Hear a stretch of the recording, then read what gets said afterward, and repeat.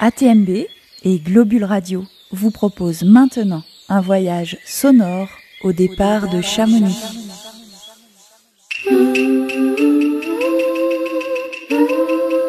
À vol d'oiseau.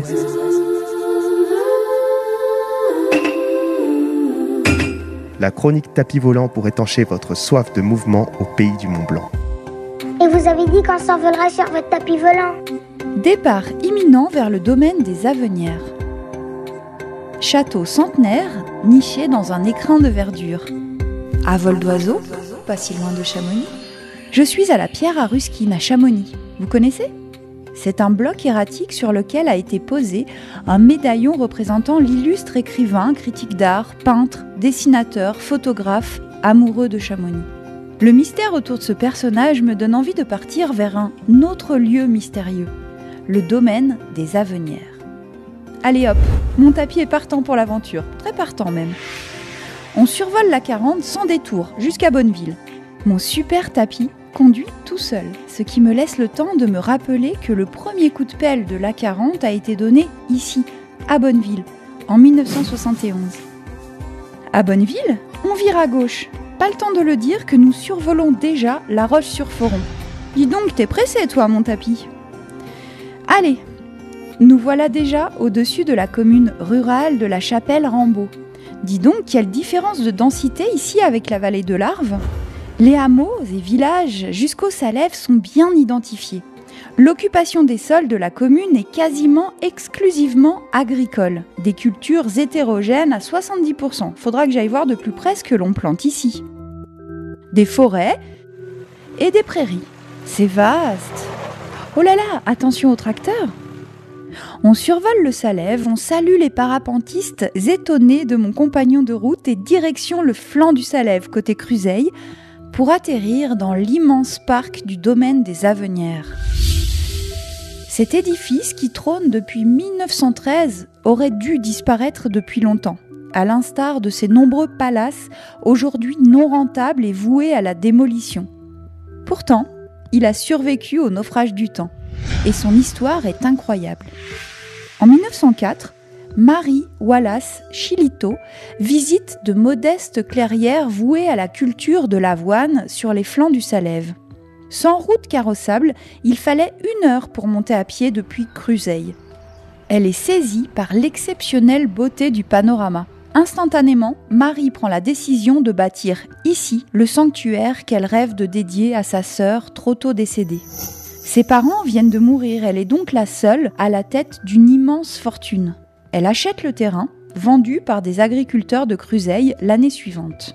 Le chantier démarre en 1907 et dure 6 ans. Les pierres calcaires, tirées de la carrière de Comblanchien, près de Beaune, sont acheminées de Bourgogne par le train jusqu'à la gare de Saint-Julien-en-Genevois, puis montées aux Avenières par des chars tirés par des bœufs. L'entreprise est cyclopéenne. Il n'y a pas encore de route, seulement des chemins agricoles.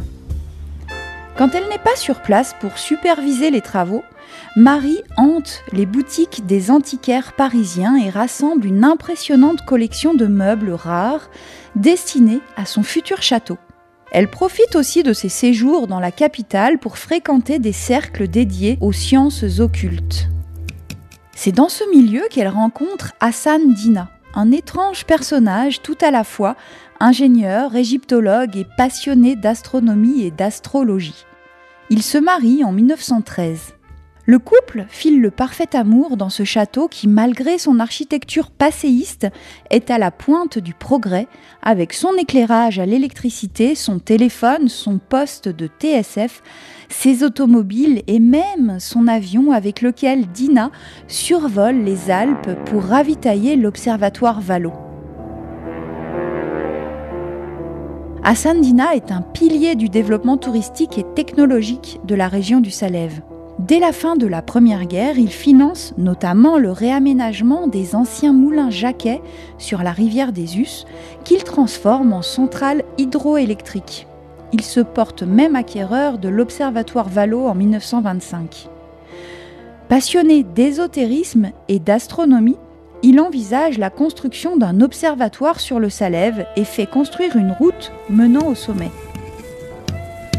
Hassan Dina a adjoint une chapelle au château, achevée en 1917, et c'est un joyau de l'hermétisme qui aura nécessité 3 ans de travaux et plus d'1 million de tesselles fabriquées à Murano, près de Venise.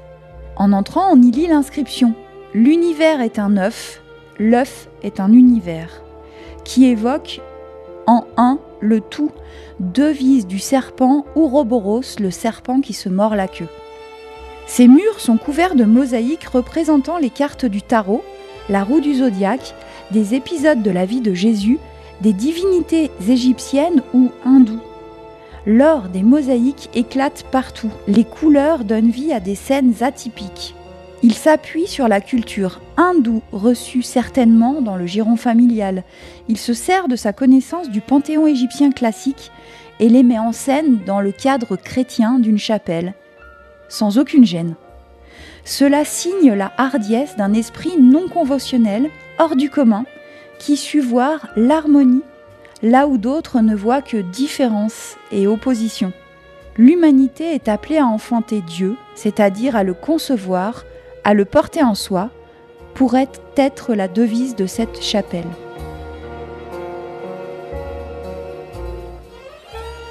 Le château devient le lieu de rencontre de la bonne société parisienne qui vient y débattre de philosophie, d'égyptologie et d'ésotérisme.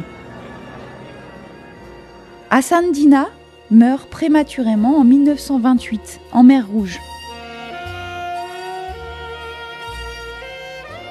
Curieux destin que celui de ce Pakistano-Indien, mauricien de naissance et arrière-petit-fils du célèbre tigre du Bengale, venu créer son ziggurat au cœur de la Haute-Savoie, sur les flancs du Salève. Les yeux emplis d'ors et de couleurs, je m'installe dans le jardin du château à l'ombre d'un arbre centenaire pour tenter de trouver le fil d'Ariane de ce parcours initiatique proposé par cette visite digne des 1001 nuits.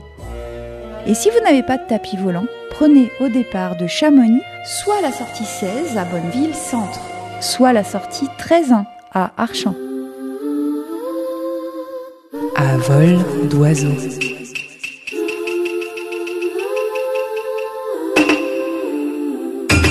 La chronique tapis volant pour étancher votre soif de mouvement au pays du Mont Blanc. À très vite pour un nouveau voyage avec ATMB et Globule Radio.